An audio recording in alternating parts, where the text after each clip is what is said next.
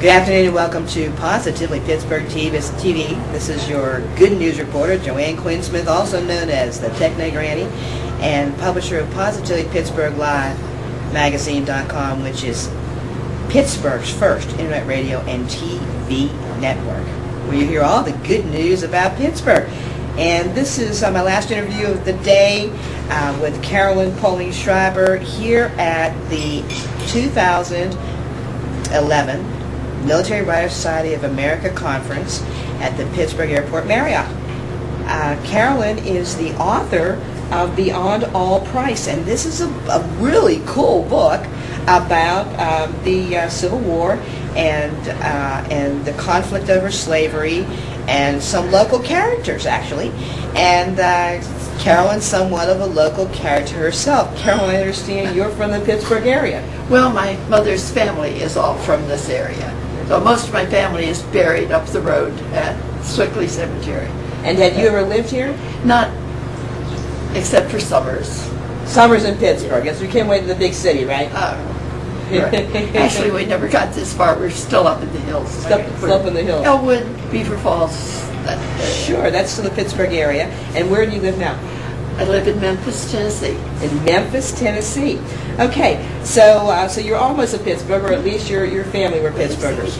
Okay, so this is a book about rebels in the Civil War.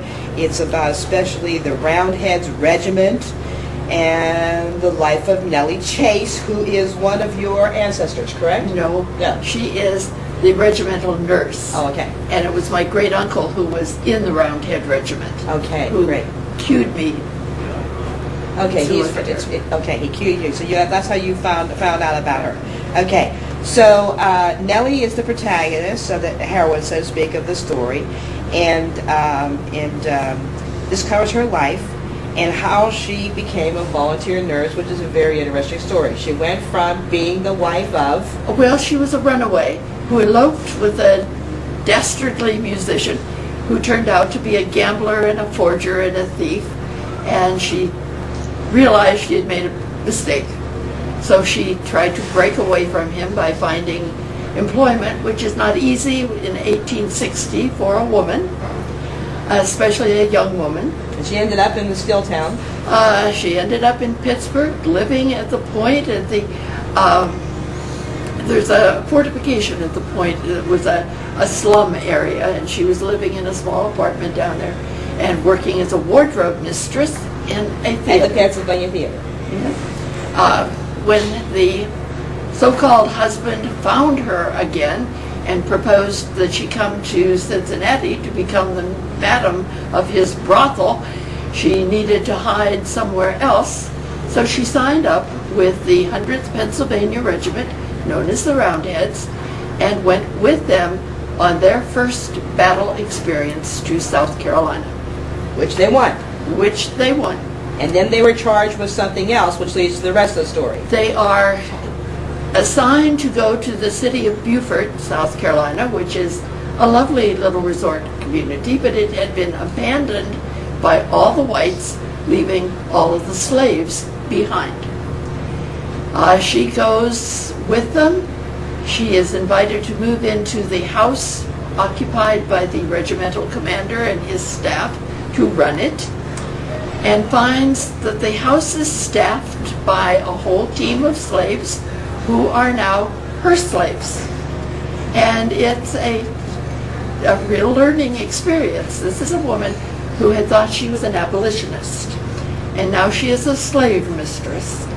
And trying to reconcile those two positions gives her some real challenges. Wow. And you tell me that there is a character in the book who is the butler, who basically kind of takes over her and runs her and tells her how to run the house. Oh, he does. He is forever saying, "No, ma'am, I ain't going to do it that way. Here's how we does it here." And she says, "Yes, sir." That's pretty interesting. So the rest of this book is all about a civil woman, challenges in a male-dominated world, and then her final challenge is are behind the controversy of her being an abolitionist but having to deal with all these slaves that have no experience of that about except being domestic servants, right? Right. The real kicker of the book, as far as I'm concerned, is the ending, which came as a complete surprise to me, because I didn't learn until I was almost finished with the book what happened to her. Okay, we're not going to give it away, right?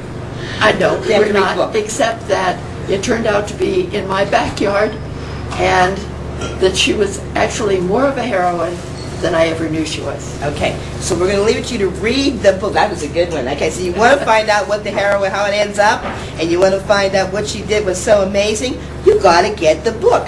Beyond All Price, Carolyn Schriber, who is an absolute awesome storyteller, whether it's oral or this is my book, next book to read on my list, and I'll be reviewing it on my blog. But I'm excited just for her synopsis here, her oral synopsis, to read the book. So where can they buy this book? It's on Amazon. You can buy it from my website, but it's cheaper to go to Amazon. Gives them the plug. It is available there both in this paper version and a very inexpensive Kindle version. Okay, so if you're a Kindler, you can get it for Kindle. You can get paperback. You can go to your website, which is? Website is www.katzenhausbooks. That's German, KATZENHAUS.books. Katzenhaus, which means Katzenhaus. cat house. I'm a cat person. I have 4 It means cats. cat house, and you're talking about a brothel in here. It all fits. There's a German-speaking lady listening to this. I'm sure that's not what it means, but we're making that up right now. No, that is what it means. Okay, so you heard it here on Positively Pittsburgh Live TV. And one thing that we always say at the end of the day is there are two kinds of people. There are Pittsburghers and there are those who want to be Pittsburghers. We don't have to make Carolyn a want-to-be Pittsburgher. She already is by heritage. And we're glad to have you.